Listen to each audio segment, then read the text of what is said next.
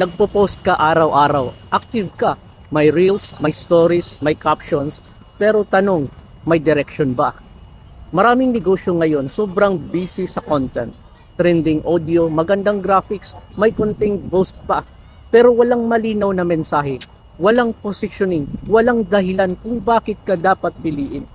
Isipin mo si Mark, may small food business siya, masipag, everyday post, behind the scenes, customer photos, promo, engagement, meron, sales, paminsan, kasi ang nakikita ng tao, random updates, hindi leadership, hindi authority, hindi clarity. Social media without strategy is just noise. Maingay pero hindi malinaw.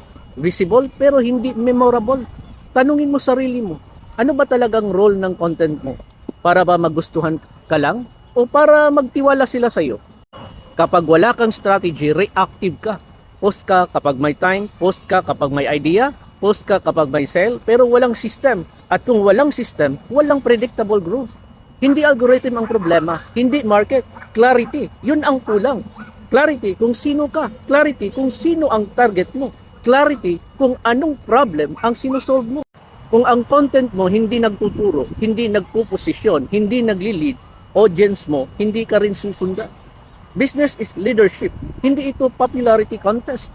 Kung gusto mo ng real growth, stop posting for attention. Start posting with intention. Hindi paramihan ng content, paramihan ng clarity. So ngayon, tanong ko sa iyo, kung mawala lahat ng design, lahat ng effects, lahat ng trends, maiintindihan pa rin ba kung ano ang value mo? O magiging isa ka lang sa maingay na feed? Time to decide, creator ka ba o leader?